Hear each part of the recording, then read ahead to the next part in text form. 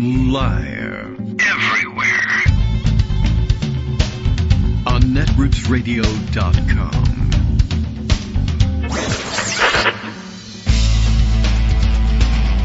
David Waldman.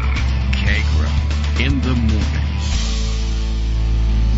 morning. Now, here's David Waldman.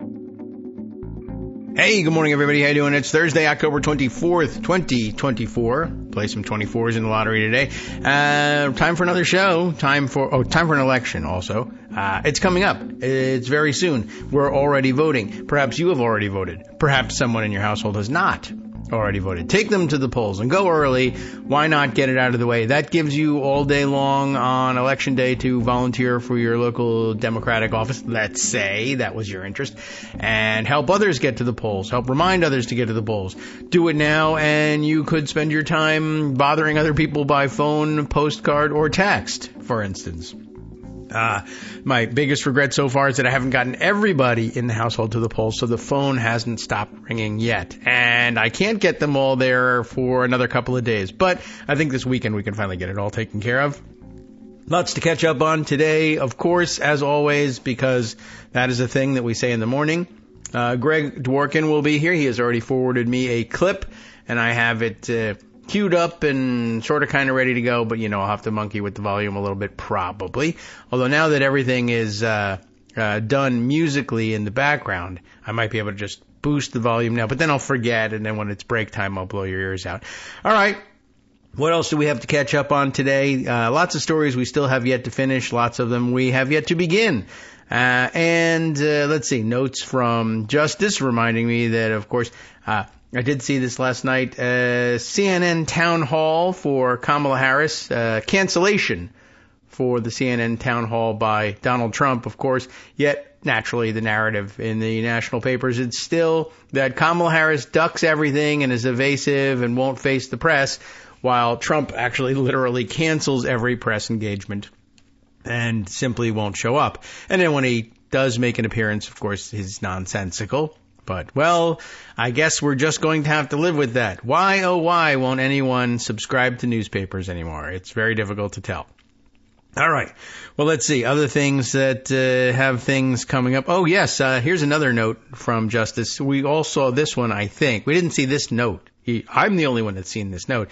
Justice Putnam, after 54 years of daily delivery, he has canceled his LA Times subscription. The LA Times, believe it or not, and it'll be easier to believe once you figure out why this happened. The LA Times apparently refused to endorse either candidate for president in the upcoming election, despite the fact that one is an avowed fascist and the other isn't. Really, what else do you need to know? But the reason, of course, being, I guess, that a very wealthy person, this tends to happen, owns the LA Times and basically said, I don't want you to endorse the guy that I don't want you to not endorse the guy I'm voting for or the opponent of the guy I'm voting for. I think Trump should win because I'm very rich and I'll stay very rich and I can maybe buy more newspapers, I guess was the reasoning behind it. Anyway, the editor-in-chief, I guess, of the LA Times has since resigned in protest. It's a big firestorm. And, of course, Justice Putnam has decided to cease daily delivery. So there you go. That's actually a big story as well. I think I put something away even from the Columbia Journalism Review about that. But I'm sure we'll be talking about that and many other things with Greg. And gosh, there's an awful lot. There was also a crazy-ish rally of some kind for Trump in Georgia that included a lot of weirdos, as usual. The weird lineup, this time including Tucker Carlson, added bonus weirdo for the lineup, and he was, in fact, about as weird as you'd expect. And, more notes here from Justice on this thing. The LA Times owner is not just a wealthy person, he's a wealthy South African person. Isn't that interesting? Who has apparently, it says, been tapped to be Trump's health secretary. Is that right? I hadn't even noticed that. There's a lot of South Africans going to be in this American cabinet. But, freedom and political asylum and all that stuff that we have here in these countries, except, of course, if you are, from one of those S-hole countries that something, blah, blah, blah. And also maybe South Africa is one if the person who needs asylum here isn't the right color. So Greg Dworkin is here. Let's get started. Why not? Because the garbage guys are going to come, and maybe the lawn care guys. I don't know. So, no, that's Thursday. It is Thursday and not Wednesday. Yeah, no, lawn guys. Is garbage guys come Wednesday. Okay. Sanitation engineers. And the lawn guys have already been here. Oh, okay. But what Abby's up to and what happens outside, like nobody knows. Right, yeah, and what happens outside stays outside. We hope, I guess. Well, Abby tends to bring it in. So. What happens outside stays outside. Didn't you hear me, Abby? By the way, it was the editorials editor, appropriately. Okay. Not the editor-in-chief, but the editor-in not the COO. Second in command. Right. Okay. Not the mailroom guy. It was the editorials editor. All right. Well, I mean, that would be the editor who would ordinarily, I guess, have say over what are we going to do with our editorial page, and was told no. All right. So Patrick Soon-Chung, who bought the newspaper for $500 million in 2018, said, nope, nothing. Okay. Can't figure out who to endorse. I guess he wanted him to endorse Trump. Said, I don't think we're going to change our readers' minds. Our readers from the West part are Harris supporters, and we're a liberal paper. I don't think we're going to change the outcome of the election in California. But there's a point in time where you speak your conscience. And so I did, and they wouldn't let me, and so I am. Okay. Well, that's good, except for the fact that now she won't have a job. But she'll probably get another one. I hope so, because she's clearly, I guess, highly respected in the industry. I'm going to start respecting her. Yes. I had no idea who it was, but... All right. Yes. The polls are a tie. We'll get to that. The early vote is uninterpretable, so we'll get to that. Right. You can't do that. But, if you don't have time, that's all you have time to listen to. That's where we're at. So I thought I'd tell you this really interesting story. Oh, all right. Please, you let's often switch. Don't see. And this is from Jacqueline Sweet, who's tweeting this. Yeah. And she is an investigative journalist, she says. Let's look into that. She's worked in The Intercept, Politico, Mother Jones, Business Insider, Guardian, a whole bunch of places. That's enough in investigation for me. And her signature quote is, "You're not God, my father, or my boss." So I love that. So far, that's correct. That's probably again. what the editorial editor said when she was on. You are my boss. You're not the boss. Yes, I am. Oh, well, that's why I'm quitting, because you suck. I'm out of here. All right. So she wrote about the ground game in Pennsylvania.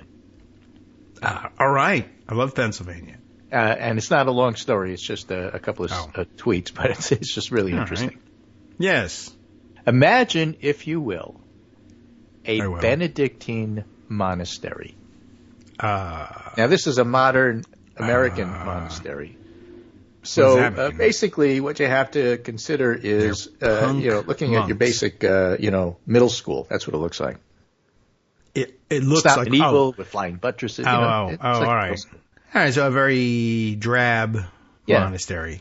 Yeah. It's supposed to be drab. But relatively well known in the community there. It's pretty liberal, and they're very much anti-war. And there are Benedictine nuns who are living there. All right. Making mead. It's actually a hospice. Candles, maybe. For Benedictine nuns. All right. And there's a number of them who have been there a while. So, like, super nice people. Yeah, and one of them is like over 107-year-old Sister Placida, who motors around the monastery on her scooter. Wow. She lives in a hospice, doesn't need it. Well, works there. That's what we said about Jimmy Carter until he did. Oh, yeah. All right. Well, all right. He voted. He did. She'll vote too. And she'll vote too. So, a MAGA canvasser comes over to the monastery. Okay. And is struck by lightning. And let me just read you the Twitter note that they put up. Breaking. A member of the PA Chase, C-H-A-S-E, that's what they call themselves, capital letters, discovered an address in Erie, Pennsylvania today. Erie. Yes. Where 53 voters are registered. Yeah. And it turns out it's the Benedictine Sisters of Erie, and nobody lives there. What? We knocked on the door. Nobody came in because a Republican mail-in ballot is unreturned, and we want to check it. Our attorneys are reviewing this right now. We will not let the Democrats count on illegal votes. And he knew it was the Benedictine monastery? Yeah, thing? but he didn't know Abbey? that, like, they have more than one building. And if nobody not answers the door, it must mean illegals are living there and they're cheap. Right. Or nobody's living there. No one answered the door. That's an interesting conclusion. Knock, knock. Anybody home? No. Okay. My conclusion is yes. 50 of them. Right. So Benedictine nuns living in a monastery, they're confused. They call it voter fraud. The names on their voting registration list match the sisters living there. Hard to say what happened when the canvasser knocking on the door, possibly some miscommunication about the monastery's guest house. Okay. Yeah, but maybe. They live there. And, I was canvassing and I came across the address 6101 East Lake, Erie Road, Pennsylvania. I had a hard time because all I kept seeing was the church. Yeah. I opened the book to see the voters. 53 registered voters, 23 requested mail-in ballots. And actually, I go inside, ask the lady working, is this a retirement home? Because I've seen a number of requested ballots. She said, no, it's a monastery. Oh. So I asked Same if it's thing. possible that these voters live here. She said, no, from time to time they have residents that are passing through, but none stay longer than a night or two. On the other hand, they have a whole contingent of people who were there in hospice. And in the end, the manager invited the canvasser for dinner so she can, he can meet and talk to them. But, they never got that far. I see. So, in fact, Joan Chittister is a prominent member of the order and is famously progressive and anti-war. In fact, they sponsored a conversation with Liz Cheney and Sister Joan Chittister for, the campaign. Yeah. All right. And, it's just, look, if that's their ground game and that's how diligent they're doing their work. Yes. I feel good about our chances. That actually is. I have a lot of stories about that. Where the other stories tell us we should not at all be certain that this canvasser actually did visit this property. They said they did. But every other story in the newspaper said, about a quarter of the properties that they say they're visiting, they're not, because the grifters have hired grifters to grift and not knock on the doors. So we could spend a little bit of time on that one later on. And also, just to borrow a favorite from the MAGA Republicans, why are MAGA Republicans so viciously anti-Catholic? I don't know. But they are, apparently, because they're picking on nuns. Every time anything goes wrong or you disagree with a prominent right-wing Catholic, you are immediately branded anti-Catholic. And so, what can I tell you? The shoe is on the other foot now. The leopard has eaten your face. Right. The father leopard, the son leopard, the Holy Ghost leopard as well. So, just to make sure you're totally covered. And maybe a Buddhist leopard if you need one. So, I was having a chat with a Twitter friend. Yes. Liren Capuano, who happens to be a conservative never-Trumper. All right. And I was posting a little bit about the current TIP, T-I-P-P, tracking poll. Right. Which I just think is fascinating. It's no better or worse than any other poll. But it's not a hot tip. It's just regular. Lauds itself as the most accurate poll in the country. The pollster is Donald Trump. And, for 10 days ago, it had Harris up by the same amount 10 days later, this tracking poll, that Harris is up now. All right.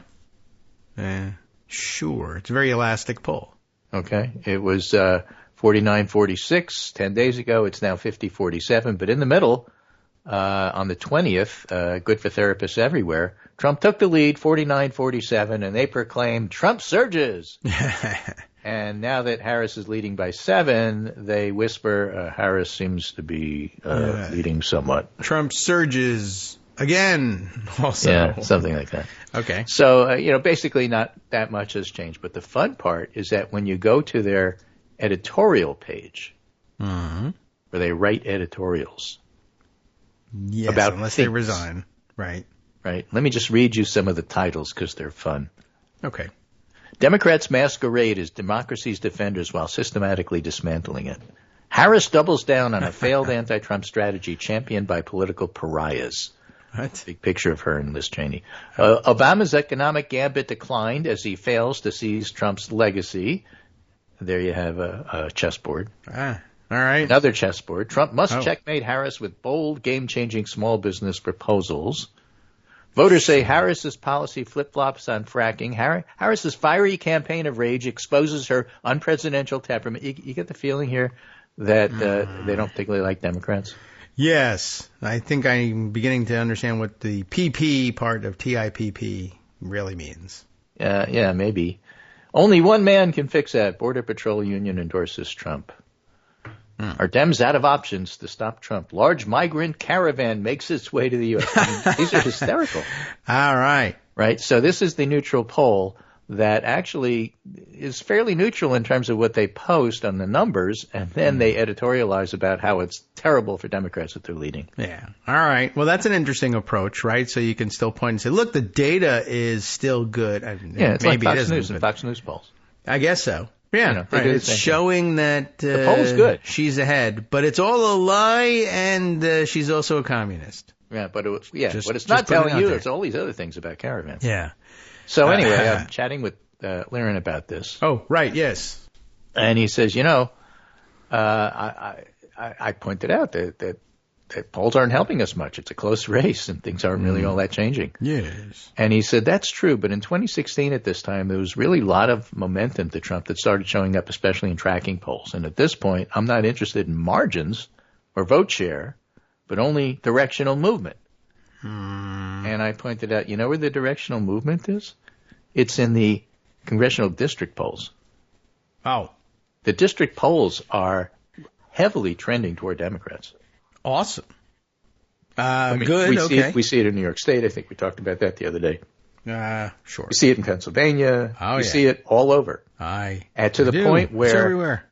Not just the House, but the Senate, the National Senatorial Republican Committee, whatever. NRSC. NRSC. Yes. Republicans are complaining about it. We keep needing money from them, and they're not giving us any money. Where's the money going? Well, I mean, I think everybody knows where the money's going. Yeah, where's Trump. I mean, he is either stealing or burning it. Yeah. I think it's going to Trump legal fees. Yeah, right. I mean, if you could object and say, no, he's not stuffing it in his pockets. He may be stuffing it in the pockets of his lawyers. It may not be him doing the stuffing, but there's an awful lot of diversion of resources around his legal fees and now paying outsourced operations who may or may not be knocking on doors and standing up operations to check on the people who aren't knocking on the doors now. Meanwhile, Democrats seem to be growing more confident about the House while GOP is grumbling about misallocation of funds, he points out, which is, in fact, true. Misallocation. That's how it sounds. So here's another poll for you worth mentioning. Yes. United Auto Workers poll of its own members. Oh, all right. Right. Harris support growing significantly in battleground states. Union members in key swing states, Michigan, Pennsylvania, Wisconsin, North Carolina, Georgia, Arizona, and Nevada, the Big Seven. Harris leads by 22 points. White UAW members without a college degree, Harris leads by 5. I heard that's new. That white no college men were 100% for Trump. Right. And it's not. Harris's lead expands to 29 points among those who've actually been contacted by the union. Mm-hmm. Michigan UAW members favor Harris by 20 points, 54-34. All right. And support among non-college educated men overall shows 14 points in favor of Harris. And the UAW members support Elisa Slotkin for Senate by 18 points. And what's happened is the UAW is really focused on face-to-face communication. They actually have gotten out there and talked to their members about why saving your pension is really good. They work together 8 hours a day. They can talk and about these things. Why supporting you in a union is really good. Yeah. And why having a union-friendly president is really good. Yes. And, they need that. The UAW needs to go canvass the Teamsters. Uh-huh. All right. The international longshoremen. Yeah. I mean, if they're up for it, sure. They should. And they should be talking about it, from a union perspective. Might start a fight or two, but auto workers are no slouches. Right. I think the Quinnipiac poll in Michigan and Wisconsin came out after our show. I don't remember talking about it. Maybe we did them all. But the interesting thing about the Q poll is it has Michigan, Harris 49, Trump 46, which is a big flip from the last poll they did when they had Trump ahead by 2 or 3. Yes. And the thing that's most interesting about the Q poll is they don't correct or weight for party ID. So they could do one poll like they did a month ago and get a Republican plus electorate. Yes. And find Trump's ahead. And then they could do another poll like they did this time and find like a D plus 4 electorate and find that Harris is ahead. Okay. And so that's what happens in a close race. That's what happens in a tied race. That's why you shouldn't pay any attention to, she was up by 2, but now he's up by 1. In other words, that's the same finding. Yeah, well, you're supposed to, that's what the plus or minus thing at the end in the little type is supposed to tell you, but I know we don't look at those. Right. But speaking of the swing states, and we'll get to Hitler's generals because I think that's really the big story. I'm sorry, what state are Hitler's generals? Hitler's generals. What? Yeah, no, we've heard. Which yes, state? The swing states. Yeah. But okay. Swing with Hitler's generals, So that's what happens yesterday, at Mar-a-Lago. Wisconsin mayor from Crucial, Waukesha. Are you sure it's Crucial? I've not heard of this place. Says he's never thrown his support behind a Democrat before, but he's endorsing Harris. All right. Well, welcome. He quit the party, became an independent, and said, I'm with her. That is very crucial sounding. This election is different, he said, describing his own evolution from loyal Republican for decades to an independent in 2021. It's very easy to not stick your nose in this, but the reason I'm doing this is I think we're at a crossroads. I'm very afraid of the direction our country will head. If Donald Trump becomes president, I think we'll be heading down a road of authoritarianism and fascism. Right. Why did he use the F word? Why did he say fascist? Well, Hitler's generals. We'll get to that. Yeah. And that was interesting. I note is you were saying he left the party in 2021, which of course I assume is, probably right after like about January 6th or so, I would guess.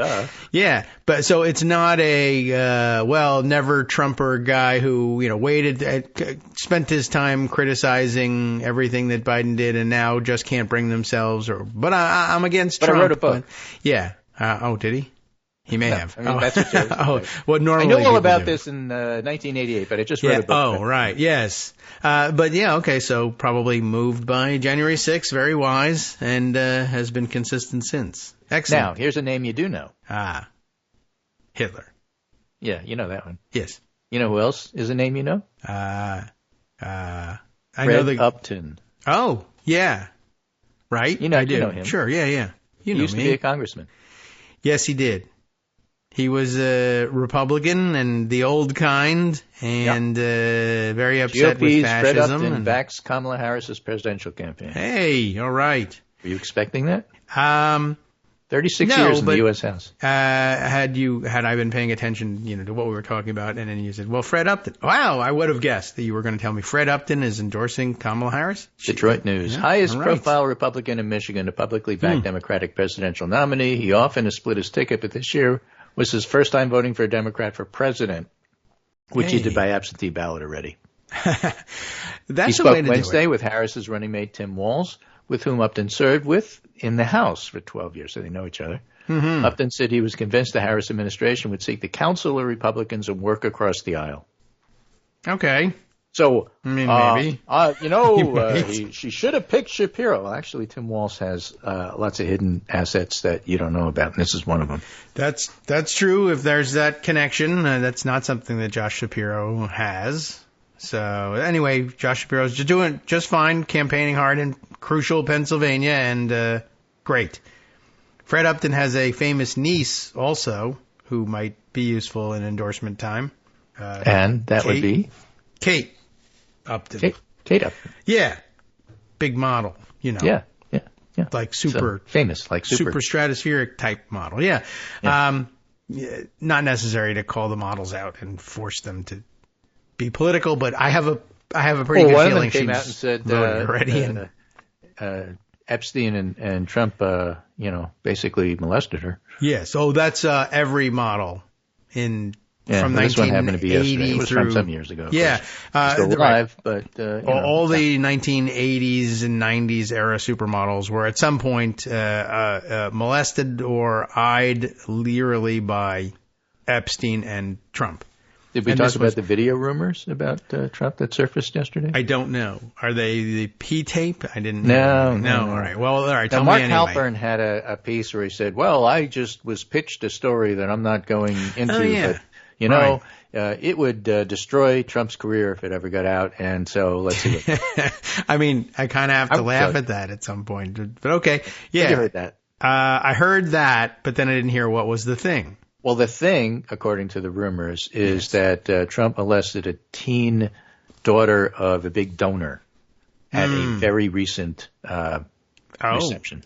Recently? Well, that is video of it.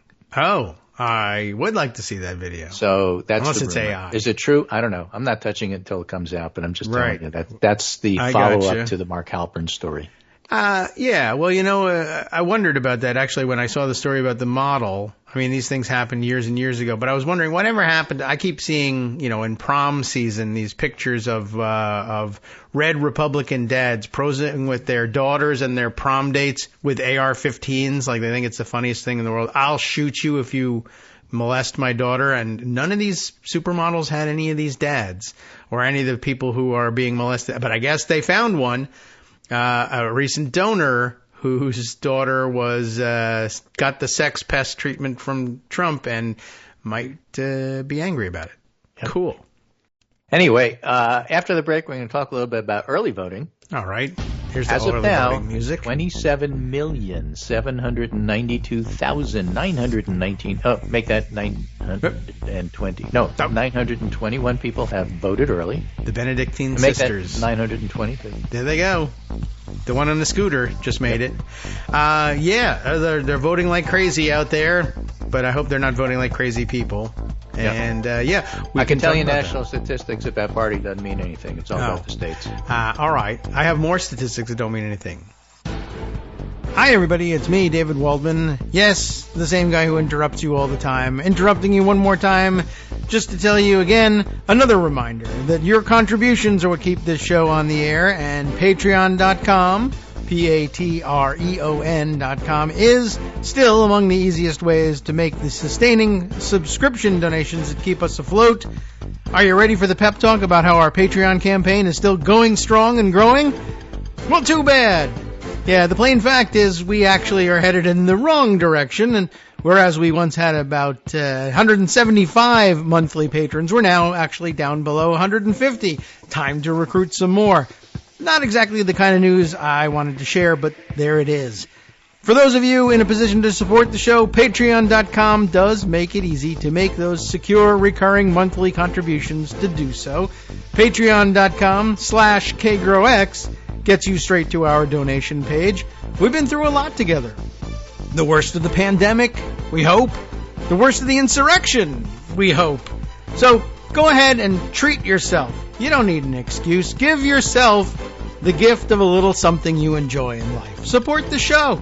And of course, if you happen to prefer using PayPal or even the Square Cash app, we're up and running on those options too. So thanks again, everyone, for all your support. We couldn't, or at least shouldn't, do it without you. Hope you'll be on board soon too. Thanks for all your support. All right, welcome back now to the Kagro in the Morning Show here on Netroots Radio. I feel like we never left. Well, we never did. Yes. So, that's the feeling. In one sense, only the 7 swing states matter, and in another sense, everything matters. So before we get into the swing states and how we can't tell what's going on there yet, let's talk about our states. Yes. Yours and mine. Which one do you want to do first? Yours. Mine. Yours. I'm so excited. Yours. I early voted, and we've never been able to do that before. Yeah. And it felt really good to go in there. And I saw a whole bunch of people, and they were all my age, which is to say retired. Because it's middle of the day on Monday. What are you doing? Oh, yeah. But the line was out the door. Shouldn't you be at work? And it was great. And so here are the statistics so far as compiled by Mike McDonald at the University of Florida Election Lab. 2024 general election, early vote Connecticut, total early votes 173,000. Most of which are 2/3 are in person, 1/3 mail. All right. Okay. And of the vote so far, yes, now, you have to step back and appreciate, and I'm doing this from memory, so the numbers may be a little bit off, but there's something like 450,000 registered Republicans, 600,000 registered Democrats, and 900,000 other. Wow. All right. Non-party affiliation, undesignated, whatever your state calls them. So let's just call them other. Right. So most of the people in the state, by at least a plurality, are not registered to any party. Right. Okay. And so far, of the votes, the Democrats have 46% of the vote in, Republicans 22%, and none or minor parties or other have 31%. Okay.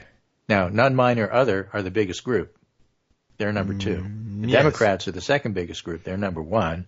And Republicans are the third biggest group, and they're number 3.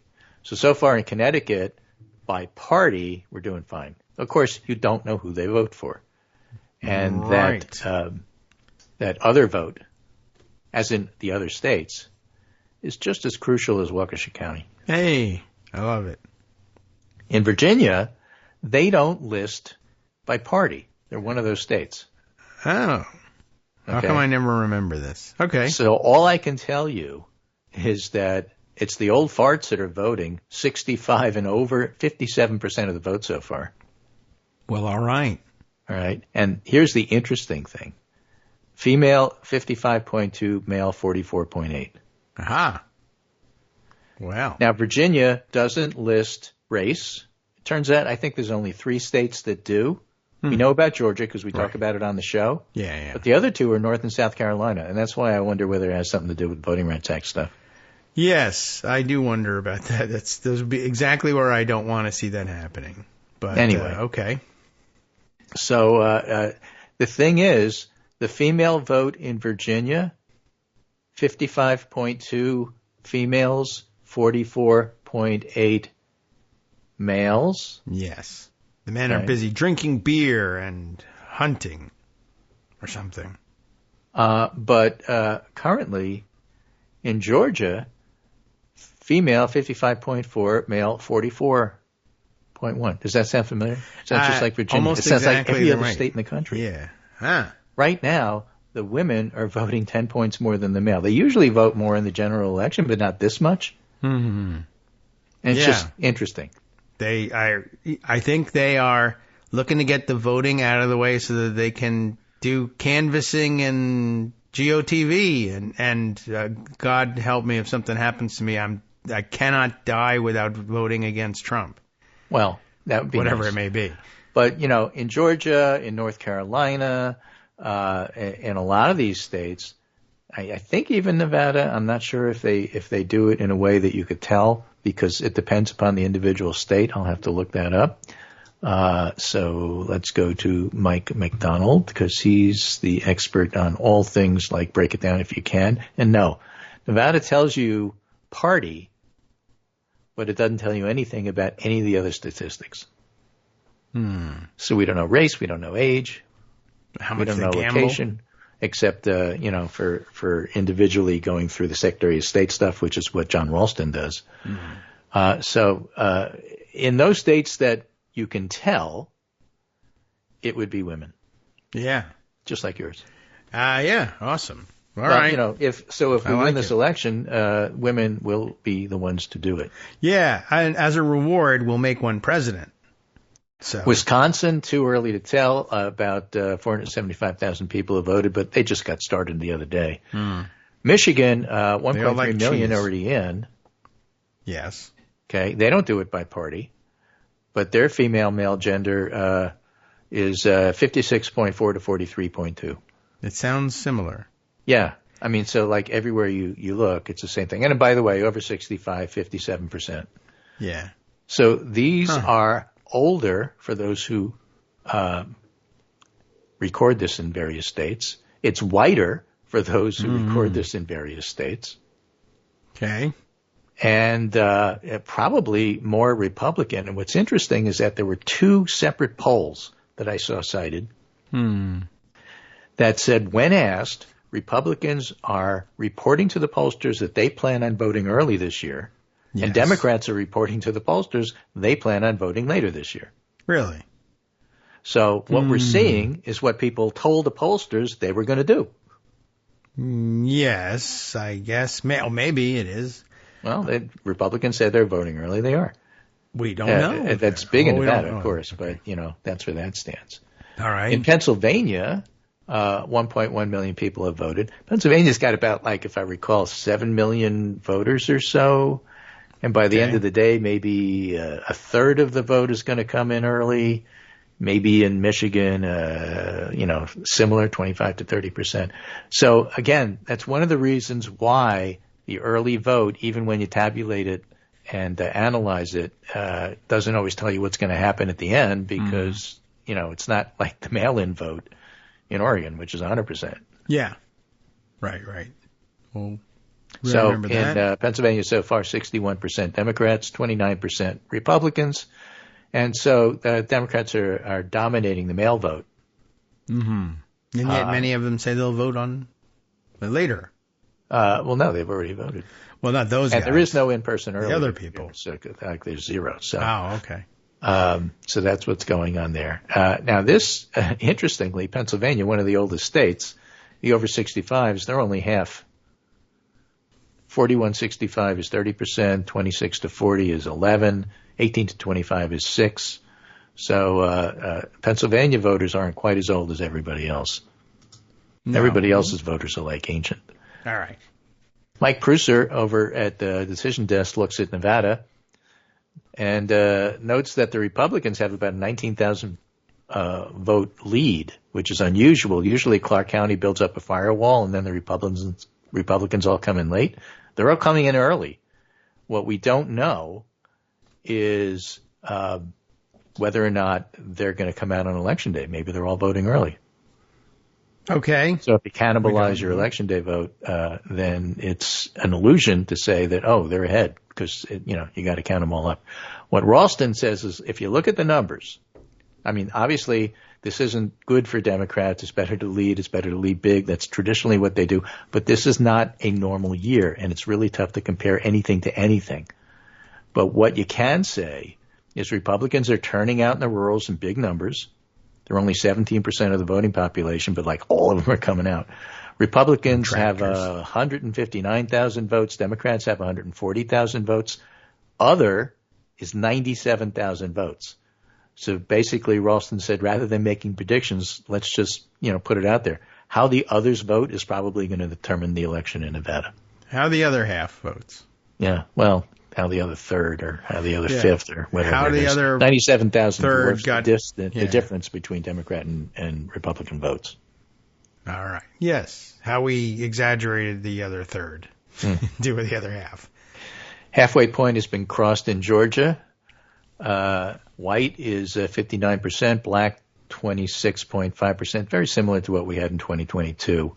But it's definitely an older group, and 59.6 white is slightly, maybe 2 points higher than the finish in 2020 and 2022. So Finnish people don't vote. Can't really say. Arizona, remember, Arizona has many more Republicans and Democrats registered. So Arizona is the quintessential persuade state. Democrats don't win in Arizona unless they persuade some Republicans to vote for them. Right. Or unless busloads of Republicans dash off into the wilds chasing down caravans and forget to vote. No, those are the legislatures. That's what they do.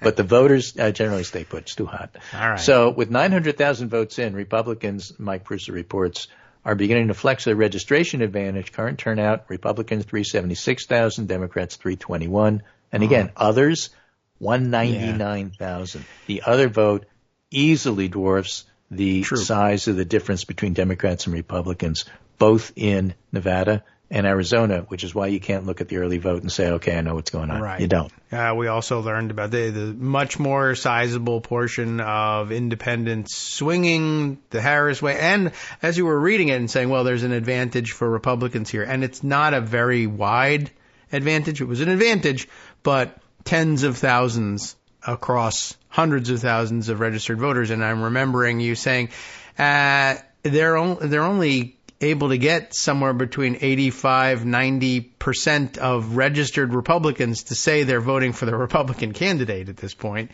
So you got to discount that by some percentage as well, unless they were lying to the pollsters the first time, which is always possible. Right. Or Pennsylvania, whatever. Joshua Smithley, blocked frequently is his handle. Blocked freak, F-R-E-Q. I see. Million votes cast, Democrats 62.7% returned, GOP 56.7% returned. So the Democrats are returning the votes faster. They asked for more of them. They're returning them at a better rate. It all looks good. You can't tell. You have to wait. And again, as we said the other day, it's all about Allegheny reporting on Election Day, so you get a sense of what's going on. If Harris is 60 or above but they'll do it faster this time. then she'll do well. North Carolina, very similar. The Democrats and the Republicans keep switching on who's leading in early voting. Right now, the Republicans have a scant lead. People are voting by early in person, about the same rate as they did in 2020, but like there's almost no mail vote anymore. Yeah. And we don't even care about 2020 because it was so weird. Yes. So, but that's where you see the difference. Yes. Mail was huge in 2020. Still a very small proportion of the in-person vote in North Carolina, but mail is almost non-existent now. All right. So again, it's all about the others there, and one has to wait. So that's basically the summary of the early vote. It's awfully interesting. It doesn't tell us who's going to win, but people are coming out and voting. So, it looks to me like it's going to be a reasonably high rather than a low volume election. All right. Whatever that means. Yeah. You only get records when yet. both sides vote. Okay. But, you mean break the records? Well, yeah, Georgia's breaking records. It means both sides are voting. Good. That's what we're supposed to do. It is interesting how the volume in which the people are coming out to vote to end democracy on the other side. But one last vote to end democracy, everybody. Let's all go. But again, you don't know who they're voting for. Right. You don't know how the 50 to 70-year-old women of a certain age in the Republican Party who live in the suburbs are voting. You just don't know. I'll say prior to this year, we've done a pretty good job telling people as they grow up and acculturate that democracy is good. So maybe it's and the Constitution is sunk in. worth defending. Yeah. Well, and a lot of people and have like even sworn that they would. It's like one of the things that you are really indoctrinated with. Yeah. Like you have to swear an oath and all. Right. So hopefully that's stuck. People are remembering it and having it would be great if the people who said, no, democracy is terrible, didn't come out to vote and were consistent with their belief that democracy was so terrible. But so there was a CNN town hall yesterday, which I watched. There was. Oh, good. Good for you. It was what okay. I did with it. I mean, I get tired of these. I don't blame you. That's what I said. I also, you get tired of them. I tired of it in 1988. Right. But yeah, she was fine. Good. She doesn't have the Bill Clinton presence. Let me be clear. And let me be clear, there's only like two people who have that, Obama and Clinton. Yeah, all right. Right, Pete Buttigieg sort of has it, but like nobody else. All right. So she was fine. She was like normal. She was a normal person. That's but big she was in very this election. clear, and she was clear Not on weird. that. And she said some very clear things, and one of the things she said is Trump's a fascist. And the other thing she said is the difference between us is that he's going to have an enemies list. I'm going to have a to-do list. And that should be one of the closing messages that she has. And so I think there are going to be two closing messages. One is going to be on reproductive rights.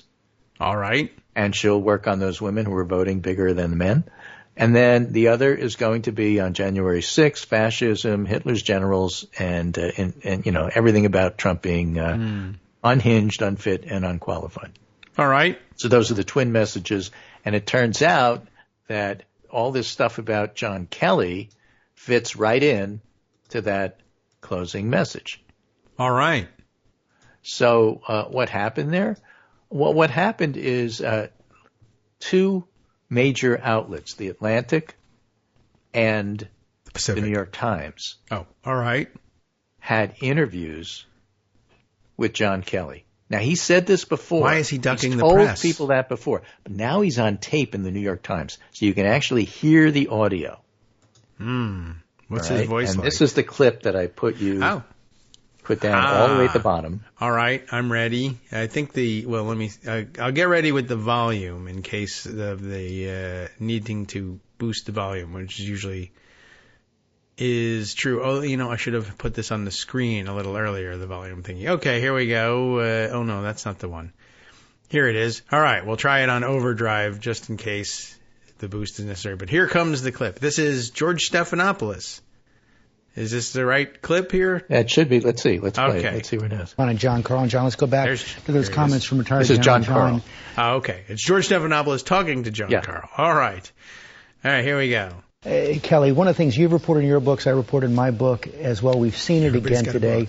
Some of the most damning critiques of Donald Trump's character and competence come from those who serve in these top national security positions. I'll go further than that, George. The most damning critiques of Donald Trump and the most dire warnings about what it would mean if he came back into the White House came from people who served him closest in his administration in the most sensitive and important positions. Let me just go through a few of them. I've Good morning, written them America. down. So everybody's hearing this. Yeah, boy, all right, good job there, Jonathan Carl. But I have to tell you, by the way, before you start up on the rest of the clip. Yes, for I watched ABC purposes. World News last night.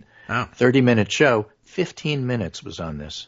15. They should have a TV show called 15 Minutes for those in a rush. They never do that. That's a lot. The huge first segment was on this topic. The world news. 15 minutes this, and then the rest of the world. Yeah. Good. All right. I presume that the other shows did similar. So, all the old people who are voting, they're watching this. Yeah, they do. They watch the news. People were complaining about this not getting enough attention in the front pages of the newspapers. But this is between Good Morning America and between the news shows and between the front pages and between these articles, getting plenty of play. So go ahead, play. 15 minutes and no recipes, no pumpkin recipes this morning. That comes at the end. Okay. Leave any out, but I'm going to leave some out because there are a lot. Obviously, there's his former vice president. There's Rex Tillerson, who was his Secretary of State. Bill Barr, who was Attorney General. John Kelly, Mark Milley, Mark Esper, who was his Defense Secretary. Jim Mattis, who was his earlier Defense Secretary. Dan Coates, who was in charge of the National Intelligence. All of these people have come out to issue dire warnings about Donald Trump. And, George, I have to say, it's not just the people that have come out publicly. A lot of others, and you can see them in that they are not endorsing Trump, but they're not speaking publicly. They're worried about the feedback. Let me just read you something that an anonymous, very top official who spent every day time with Donald Trump, served more than a year's administration, told me about Donald Trump. Trump lacks any shred of human decency, humility, or caring. He is a traitor and a malignancy in our nation and represents a clear and present danger to our democracy and rule of law. I should not be laughing necessarily about that. I'm just saying, holy you're complaining cow. that people aren't covering this? This is getting covered. Did that guy just get covered. Wow. He has no shred of human decency. He's a traitor. And okay, all right. Say what you mean. But understandably, there's no name attached to that. But I mean, you can see why you wouldn't attach your name to that, because immediately you'll get death threats for saying this. There's yet more. I'll roll the rest if you think I should. Okay. I think you should. Again, that is somebody who, just like John Kelly, who was with Trump every day for more than a year in the White House. Traitor. Let's put that graphic back up there, because I want to make a point here. When you see that graphic of all the people who surrounded Donald Trump, these are the people that were in the Situation Room during the times of crisis. All right. If Donald Trump is elected again, none of those people will be there. Well, I've spoken to Trump many times about some of these people that have crossed him, and I asked him what his next administration would be like. What he's told me is he didn't know anybody. He had to rely on advice to hire people last time. Now he knows people. He will put people in who are loyal to him. He will put people in that will carry out his orders. The guardrails will be gone. Yeah. John Carl, thanks very much. Robin? Okay. So. Yowza. Yeah, I got traitor. He just threw in one word, Stephanopoulos, at the end. Okay. Pretty good. So this is the Jeffrey Goldberg piece that was in The Atlantic titled Trump, I Need the Kind of Generals That Hitler Had. Yes, I just want to put in context how this John Kelly thing is hitting. Right? First you hear your report from John Carl, who references the Kelly thing, but then you see what Kelly actually said.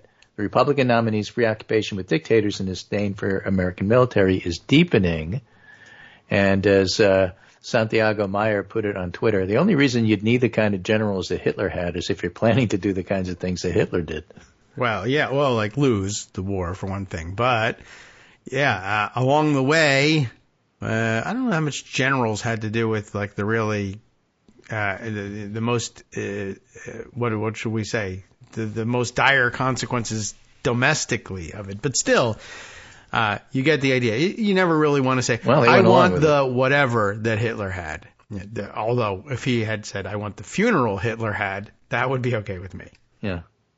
So, as election nears, Kelly warns Trump would rule like a dictator. That's the New York Times story. John Kelly, the Trump White House's longest-serving chief of staff, said he believed that Donald Trump met the definition of a fascist, but when Michael Schmidt did this interview, he had tapes. He's playing the tapes, and you hear him all day on cable, awesome. Where Kelly in his own voice says, yeah, I mean, I know what a fascist is, and, like, he's it. Yeah. And it is interesting how many generals have said it, right. Which... Well, because he tended to hire generals, because he figured that's true. That's a good follow point. Orders.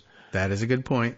And that's not how it works. Yeah. So Harris says she concurs with the assessment that Trump is a fascist. That was the question she was asked at the town hall last night. So her reaction, not only in the town hall, but earlier in the day, she called an impromptu, it's not a press conference because they didn't ask questions, it's remarks. I see. But she called an impromptu media event. And she gave remarks and said, basically, look, he's a fascist. You have to understand he's unhinged and unqualified. Then she got on the plane and Thank you. Good left. night. All right. Well, she's right. And so, again, it's dangerous. Huge amount of coverage. Does it make a difference? You don't know what makes a difference. For all of us on our side who scratch our head because you spend so much time with Liz Cheney, you have those Republicans in Wisconsin and Michigan, like Fred Upton. Yes. And the mayor of Crucial Walker is saying, I'm voting for Harris. Yeah. And so, okay, well, pretty that's good. why she's spending that much time with Liz Cheney. And I see some of the never-Trumper conservatives who never know how to stop complaining say, why isn't Harris making more overtures to moderate center-right people? Well, she is. Why do you think she's sitting there with Liz Cheney? And what's the result? What Fred Upton did. Yeah. And he's not the first and he won't be the last. So there's a side to that which is important, and she's doing that. How much does it matter that Trump is a fascist? Look, a lot of voters won't care. Fascist ones. You only need a couple who do to win the election. That's true. And like we were saying before, if you can convince 10+% of the registered Republicans who are returning those ballots. This is being addressed to Haley voters. It could be, except that she signed up for Team Fascist. But, but she her didn't mean voters it. have deserted her. Yeah. Oh, yeah, I guess so. Well, that's not great. I mean, the voters she has now are Trump voters. They're not going to vote for her. No. And the voters she used to have that were Haley voters really don't know what to do with themselves. 80% will vote for the party because that's what they do. Yeah. And 20%. How do we know 20%? Because we saw it in the primaries. Yeah. They may stay home. They may vote for Harris. There's certainly a number of them. And, we'll have to see. So all of that's embarrassing for if you're Nikki Haley. I mean, I don't know whether she cares anymore, but just embarrassing. I'd be embarrassed if I were Nikki Haley or John Sununu. That's what we mean. Who was asked, or Chris Sununu, or one of the Sununus, or both the the Sununu family who was asked on TV. How do you justify this? Well, it's Trump. It's all baked in. Yeah. Great. I don't have to pay attention to the fact that he's a fascist and that he likes Hitler. Why would I pay attention? That's Chris Sununu. He was asked on, I guess, CNN. Yeah. That's what his answer was. It's all baked in. He says extreme things. I'm voting for him anyway. Yeah, baked in. I like that too. Sure. Yeah. It's a bake sale, really. What's what we're talking baked about here is your head. That's clearly the case. Your brain is baked if you think that's okay. Yeah. Backdrop to whatever else is going on. Obviously, excellent numbers in the stock market. Grocery prices coming down. Patrick DeHaan, the gas buddy guy, notes average gas prices are actively declining in a majority of election battleground states, according to gas buddy data. Just to give you a few, it's Michigan, $3.24, down 13 cents in 30 days. Pennsylvania, $3.33, no change. Wisconsin, $2.94. Wisconsin's let's go to Wisconsin. $3, down 10 cents. Yeah. Michigan had the biggest drop. Oh, all right. National average is $3.13, so that's actually pretty decent. The name of the Waukesha mayor, by the way, is Sean Riley. Okay. Good to note. Crucial Sean Riley. That's what they'll call him from now on. Crucial Sean Riley, everybody. Right. Secretary of something. A very, very, very hard-hitting reproductive rights ad hit from Harris on reproductive freedom, and then she's going to go to Texas on Friday and talk about reproductive freedom there. That's one of her two closing arguments. The other one is about Trump's unfitness for office, and I think both are fairly powerful. They are. And hopefully they do what they need to do. This is Dan Pfeiffer speaking from the message box. Thoughts on John Kelly's October surprise, a bombshell of sorts. Kelly finally went on the record after beating around the bush for a long time with the New York Times' Michael Schmidt. Kelly confirmed Trump meets the definition of a fascist, has on more than one occasion said, Hitler did some good things, believes military generals should be loyal to him above all else, including the Constitution, and a similar interview with Jeffrey Goldberg, why can't you be like the German generals? Oh. So what? Why doesn't Kelly, Dan Pfeiffer, why doesn't Kelly cut an ad and just endorse Harris? For God's sake, get off the fence. I mean, but, is that really the best use of his time? I mean, this looks like it was pretty good use of his time. This looks like it actually got some attention here. Yeah, so an ad would not in the same way. There's a familiar emotional cadence to these big Trump stories over the last 9 years: shock, outrage, despondency, because it didn't seem to do what it needs to do. In 10 so seconds. I want to push back on that. He's not impervious. The notion is a self-fulfilling prophecy. You have to make the story matter, and that's what's happening in all these news magazines and TV shows, picking it up and running with it. They will stay ignorant unless we tell them, and by we, I don't just mean the Harris campaign, I mean you and me talking to our friends. Well, that's what we're doing. Share the interview, share the audio clips. We did that. Share it with our undecided or wavering friends and family. It's didn't important. Do that yet. That's why it's one of her closing arguments. All right. Well done. And it carries some weight. A lot of generals on that list, like you said, because he hired a lot of generals. But I am also reminded General that those Hughes, are the guys. General Mills. I mean, there's a bunch of them. Yeah, right. So Captain that's true. Crunch. Still yet to come. Oh, that's true. Getting into the lower ranks there. Even when he was Lieutenant Crunch, he felt this way. All right, welcome back now to the Kagro in the Morning Show here on Netroots Radio. So there was a lot packed in to that first hour. I was going to say that the number of generals on the list is a function or functions to do something else as well. But not only, I mean, it's probably a function of the number of generals that he hired. That's definitely true. But what I wanted to say about it, even if there was just one, but there are 4, I think, generals. I'll have to take a look at the list, but let's see. There's John Kelly, and there's Mattis, and then there's Milley, and then there's McMaster, right? I think all of 4 of them, multiple star-ranked generals. But the thing I found interesting about the fact that there were so many generals on the list was, one, we sort of glossed over it, right? Like they said, well, these guys really know what fascists are. Well, I don't know if that's necessarily more true about generals than anyone else. You could think so because you're saying, well, they've dedicated their lives to service in the military, although these guys later on dedicated their lives to the service of Donald Trump, at least briefly. Then they found out he was a dickbag and said, let's not vote for him anymore. But when it counted, they showed up and said, sure, I'll serve Donald Trump. They didn't know. I guess that's the grain of salt, right? Those guys really know fascists. Well, they missed all the warning signs the first time, or thought they could fix him, right? Oh, I'm going to take on this damaged president and prevent him from being a fascist and steer him in the right direction.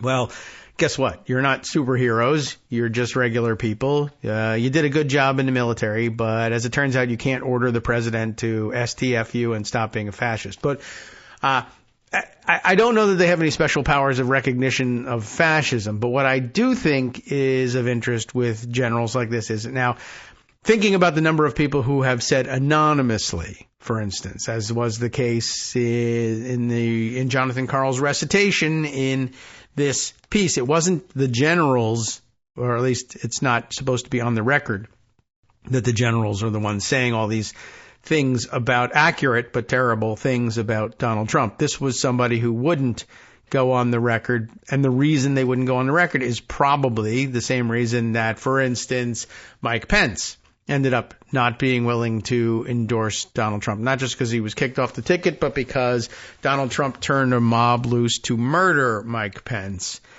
And they all realized, I mean, it's the image of the gallows outside of the Capitol that's in their mind.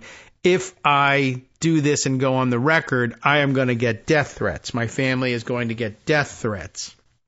That's the biggest problem here. And this is what comes to mind for me with the military people saying, I'll go on the record and say this. Their whole career is a death threat. They joined the organization that boosted them to the stratosphere by promoting them to the highest ranks. But the whole point of this thing was, my whole life is a death threat. And I have pledged, for whatever reason, and for whatever motivation might have brought me to do it, to support and defend the Constitution up to and including sacrificing my life for it. So I guess they're not particularly frightened in the way that some other people might be of death threats as a result. And so I guess, when you're sort of trained up and spend your whole career saying, sure, part of the deal is I might get killed in the pursuit of this thing, then I guess it just doesn't have the same power over you. And then voila, 4 generals who presumably have risen to the top of the ranks of the organization that says, yes, I'll get myself killed if necessary in order to defend the Constitution, have exhibited, I guess, the most of this, or at least you would think that at some point the people rising to the top, so there'll be a few bad apples and a few duds, I guess. The notorious spy, what's his name? Can you believe I would blank on his name ever? What am I can't believe this. This is crazy that I'm forgetting the name of the most notorious spy of all. And I'm going to have to go to I can't believe this is just one of those things that happens to you. One, when you're, I guess, older, and 2, when you are on the radio and you then doubt yourself. Mike Flynn, jeez, is the spy that we're talking about. I had to go to my old account, my old social media account, and say, what's my pinned tweet since November 25th, 2016 again? Mike Flynn is a spy. So there's a general bad apple who just wasn't paying any attention and never meant his oath seriously, I guess. So there are a few of them, is the counterpoint. But at any rate, I don't know. It struck me as of some interest in counting up the number of generals. So let's see. I also mentioned along the way, I think, although maybe we mentioned it on the way into break and we didn't get to discuss it, lots of attention yesterday and today on social media for the interactive tool developed by the Washington Post, wherein you can search each zip code in the United States and see what the people there who are donating to the presidential campaigns online anyway. It's listed as how online donors gave. It says near you. The idea is you're supposed to type in your own zip code and search, but I did a little searching outside of my own zip code, and Greg did the same thing, and as it turns out, pretty much everywhere around the country, there are far more people donating money to either the Harris or previously to the Biden campaigns than to the Trump campaigns. And that doesn't mean very much necessarily in terms of the amount of money raised, because sometimes the Trump people are giving thousands and thousands of dollars, whereas we're talking about $10 and $5 and $25 from Harris and Biden supporters. But there are far more of them giving money, which is important because people tend to vote for the people that they donate money to. And it doesn't really approach explaining the amounts of money that each campaign have available to them, because it didn't take dark money into account, certainly, and hundreds of millions of dollars in chunks coming from billionaires. But again, it does tell you something about what you might expect in terms of votes and turnout in some of these places. And what has been very interesting is watching everybody across the country saying, actually, my area appears to be kind of blue. Even I've seen 10 different examples of people saying, even in my ruby red, blood red, whatever corner of whatever state we tend to think of as extremely red, it turns out there are more people giving money, at least online, to the Harris and previously to the Biden campaigns than ever gave to the Trump campaigns, which seems like, hey, good news. Maybe this election isn't as close as they say it is. I just don't know what to make of it and whether that's the sort of data you should take that kind of conclusion away with you. But it has led to some very interesting results. So Greg said he searched his area of Connecticut, and what do you know? Far more Democratic donors than Republican. I searched in my area, but in particular, I'm in Loudoun County, and I have a chip on my shoulder about the way Loudoun County was covered in the last couple of years, as it was portrayed in the national media as the epicenter of some sort of wild reactionary pro-conservative, pro-MAGA movement that was swinging Virginia the other way, and we were all told that the perfectly nice, moderate Republican guy who in the red fleece vest, who turned out to have adopted the MAGA platform all along, was elected, and it was all because of what happened in Loudoun County. And here's some footage from the local parents meeting with the school board, and arrests are happening, and there's this hot flashpoint of controversy being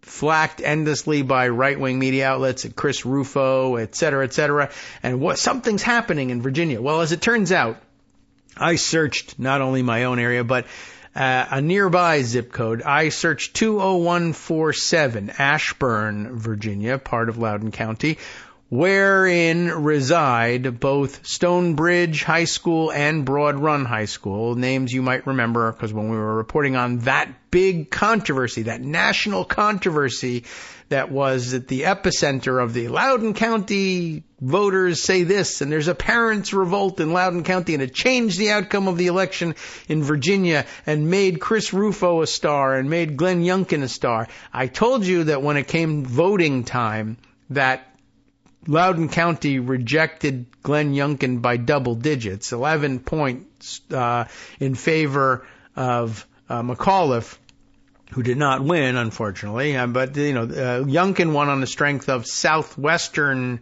Virginian MAGA-style turnout, but still overwhelmingly in northern Virginia unpopular. So I searched anyway, 20147, the home of the school where the allegations went. There was this attack in the girls' bathroom, and then this student was transferred away from one school and to another. And I told you that at the time, in 2019, when we were called upon to vote, not only was Youngkin resoundingly rejected in this area, but 2021, I guess. But not only was he resoundingly rejected at the polls, but that these specific precincts, not even zip codes, but the specific precincts in which these two schools are located, both also went not quite as overwhelmingly, but in no sense was it close. They all went for McAuliffe.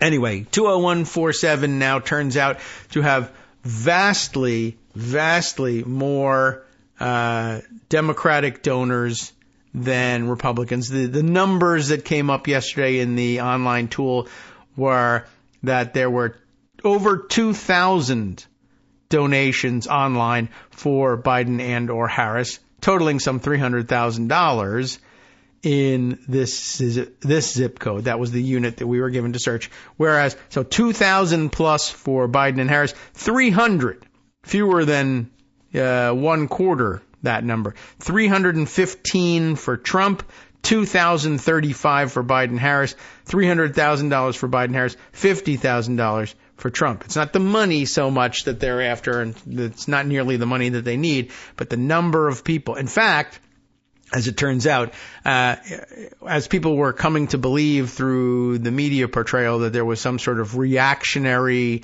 Republican rising movement in Loudoun County, and then pointing out, well, I also have just recently said Loudoun County has the highest per capita income in the country by county or something like that.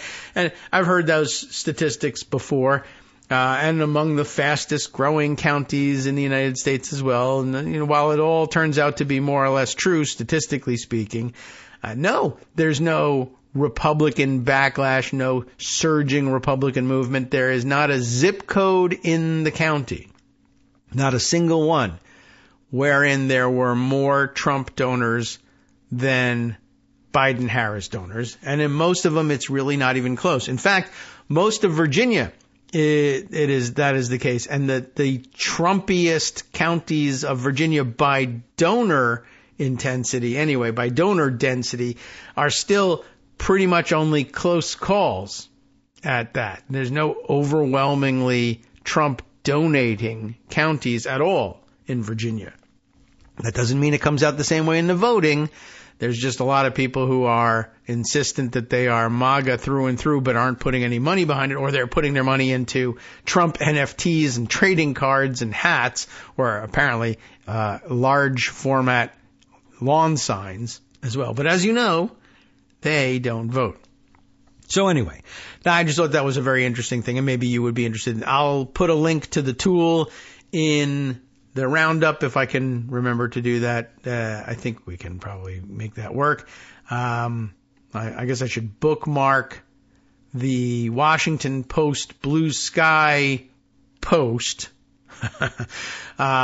with the link to the thing. Oh, and I think I saw actually a gift link to that thing as that was circulating as well, and I probably should use that link instead, because not all of you are going to be subscribers. There it is.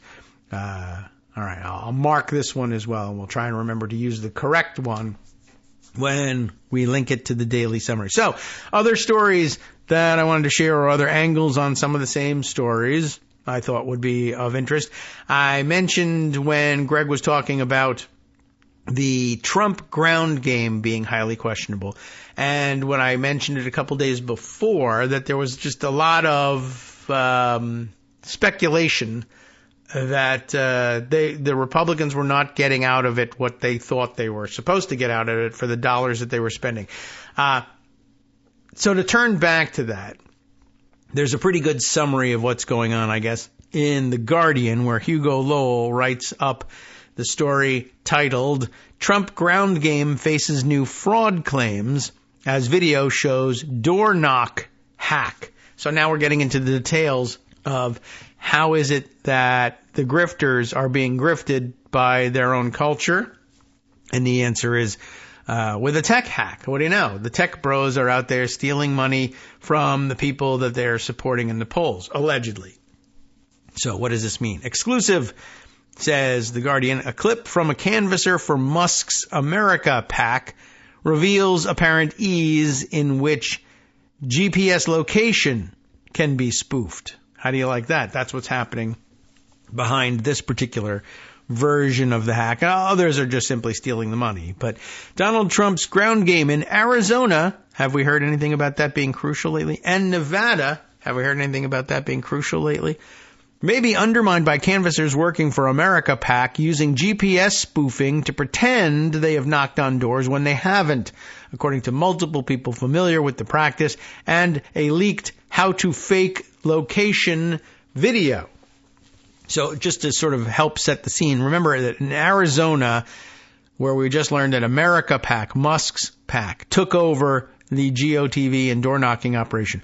Why did they take over the GOTV and door knocking operation, and from whom did they take over? They took over from Charlie Kirk's Turning Point USA, which took over it from the Republican National Committee and the usual campaign apparatuses when Donald Trump put Lara Trump in charge of that and charged her with the looting of the RNC so that he could use Republican National Committee money to pay for his legal bills so that he didn't have to pay for it out of his own pocket, plus how much else can we steal from the organization that usually takes care of this thing. Well, then how will we take care of door knocking and GOTV?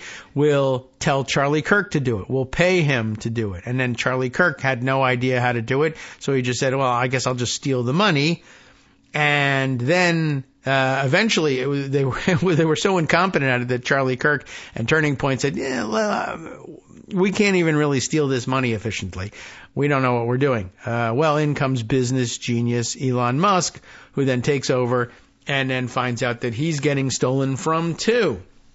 Because run it like a business is not an actual way to do anything, especially when nobody is actually paying attention to how businesses are run and you're just looting businesses. Anyway, back to the story. The ramifications for Trump may be far-reaching, given that America PAC has taken on the bulk of the Trump campaign's ground game in the battleground states, and the election increasingly appears to be set to be decided by turnout. Now, there's a link in here to an earlier Guardian piece. Might be one of the ones we have still parked in pocket and never got to read. Maybe we did read it. I don't even remember anymore. The title of that one, also by Hugo Lowell from back in late September. Trump ground game operation now largely run by Elon Musk-backed group. This one was telling the story of the transfer of the transfer. That is, transferring the responsibility from Republican committee control to Turning Point action to America PAC, to whoever Elon Musk pays to monitor the fraudulent activity at America PAC. Boy, oh boy. So, a bootleg how to spoof video made by an America PAC canvasser in Nevada and obtained by The Guardian shows the apparent ease with which the locations can be changed to fake door knocks, calling into question how many Trump voters have actually been reached by the field operation. The video, shared with a few hundred canvassers, walks through the setup. A user downloads a GPS spoofing app to falsely place themselves at the door of a Trump voter, fakes responses to the survey that you're supposed to ask the voters when you knock on the doors, and takes steps to cover up the fraud by varying the survey responses to make it believable. The scope of the GPS spoofing practice is unclear because it is difficult to catch cheaters without cross-referencing data with another tracker. That is to say, you can catch them, you just have to spend a considerable amount of time and energy and effort to catch them, and they don't really have that kind of time to spare. But it is doable. So where were we here? Right. The scope is unclear because it's hard to catch them without cross-referencing data. It is also not a problem limited to America PAC. GPS spoofing has been a problem for years, and it has become increasingly resource-intensive to catch the cheaters. In response to the reporting, America PAC issued a joint statement by its vendors, Blitz, Patriot Grassroots, Echo Canyon, and the Synapse Group. And here's the joint response. The quote says, every door that is marked leaves unique fingerprints, and the fingerprints of a door marked with a spoofing app leaves these fingerprints in neon colors. We have tech-enabled auditing and fraud prevention tools to identify and dismiss the bad apples. The PAC doesn't pay a dime, and the door gets knocked by the next canvasser, it said. So you see, they're saying, we've got it all covered. It's really not a problem. We use tech to catch the tech cheaters. It leaves neon fingerprints. But the problem is you now have to search every door that was said to have been knocked on, and you may or may not have paid the person to do the knocking. They say they can stop the check or not even issue the check. It's not the money. It's that you were told with mere days left in the campaign that those doors were knocked on. Sure, there's neon fingerprints, but you now have to search every door for fingerprints, identify the ones with the neon fingerprints, stop the check that was supposed to go to pay those people that spoofed it, hire somebody else who will agree to do spoof-free door knocking, believe them, send them out. They could have been knocking on doors that haven't been knocked on at all yet. And I guess they are, because they're knocking on doors that were spoofed. And you're way behind in all that. Plus, you're paying them to do a job you were already supposed to be paying someone else for. And you still have to monitor your monitors. We found the neon fingerprints. Yeah, well, go knock on those doors. Okay, I will. Okay, you better go check to see that guy really does knock on the door with the neon fingerprints. What if we're spoofed again? So you're paying like 5 times as much for every knock, and you're running out of time to do it. But they're sure they've got it in control, you see. Blitz, the vendor in Arizona and Nevada, had its canvassers clock in and clock out using the QuickBooks Workforce app, which continually tracks locations and has some geofence features, according to 2 people directly familiar with the situation. But the geolocation data stored on the Workforce app can be manipulated by turning off location services. And one former Blitz auditor said they would typically only review the secondary location data if something first appeared amiss on the canvassing app Campaign Sidekick itself. And if it doesn't, then they don't check, and they never even find the neon fingerprints, I guess. The video comes as America PAC has struggled to grapple with 24% of the door knocks in Arizona and 25% of the door knocks done in Nevada last week by less sophisticated cheaters working for Blitz being flagged internally as potentially fake or fraudulent, according to data obtained by The Guardian. So 1 out of every 4 door knocks they suspect might actually be fraudulent. What are they going to do about that? I don't know, but we totally caught them. Big deal. Then doors haven't been knocked, and that's supposed to be the difference in this election. Next section, faking surveys.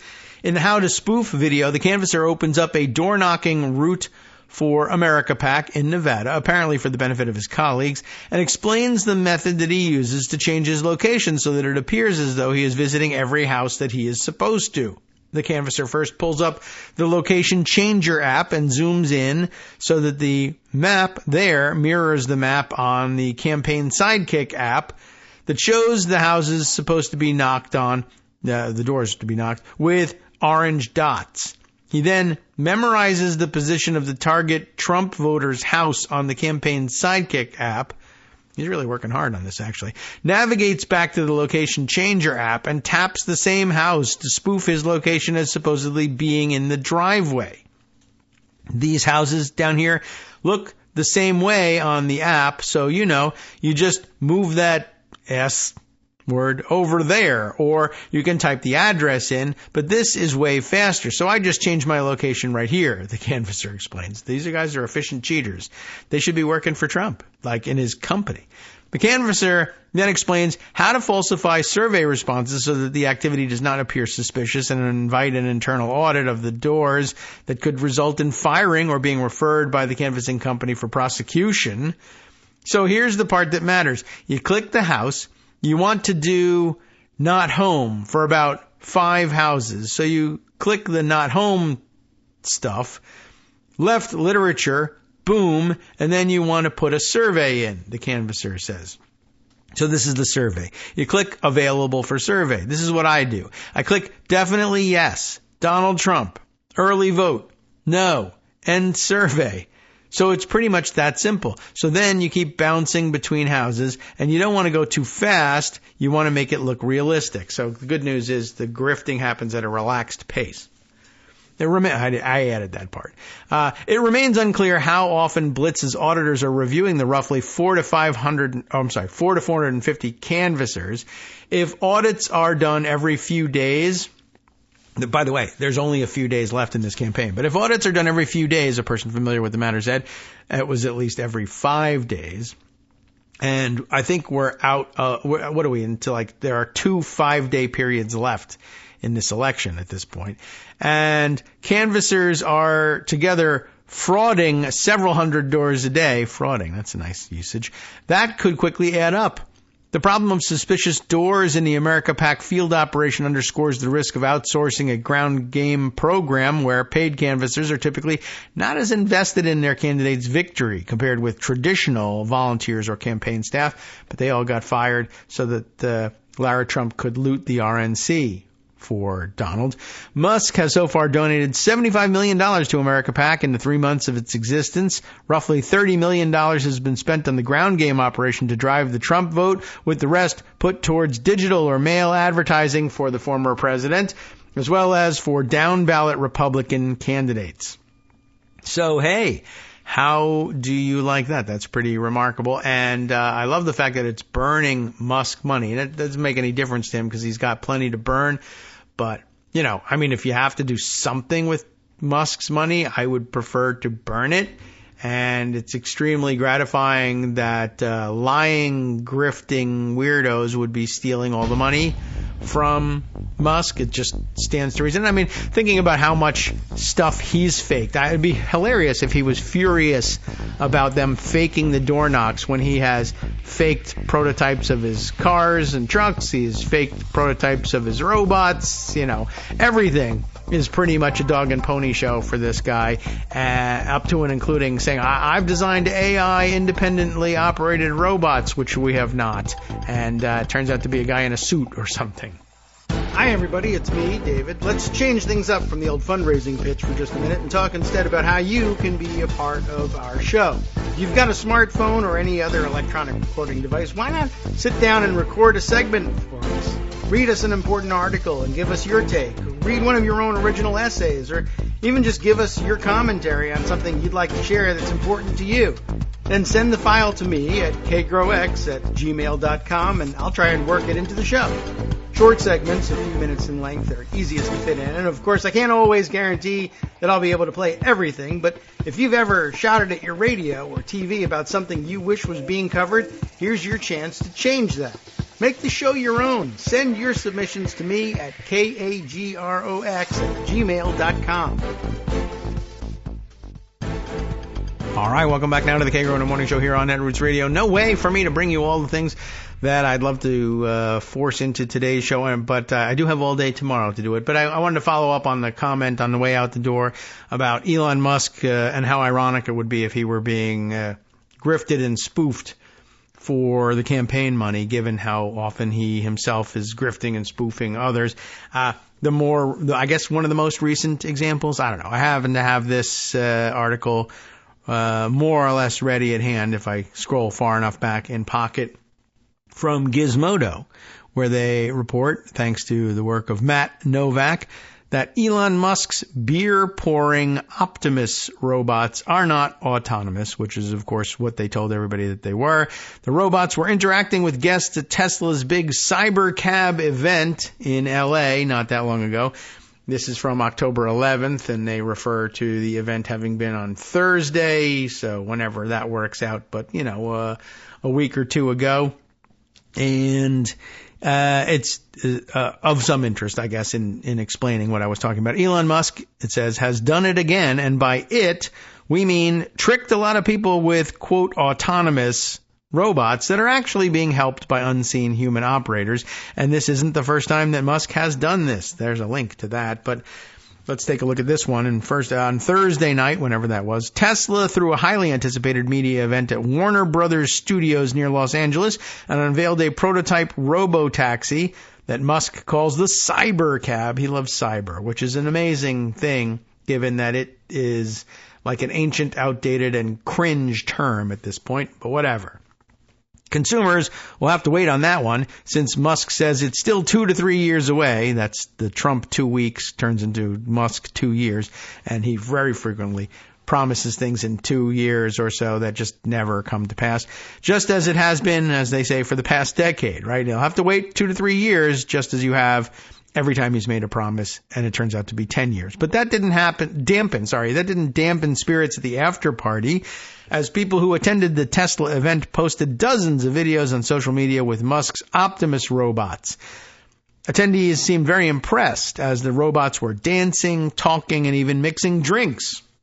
However, longtime tech evangelist Robert Scoble actually asked some questions to see just how autonomous these robots are, and it's not very encouraging.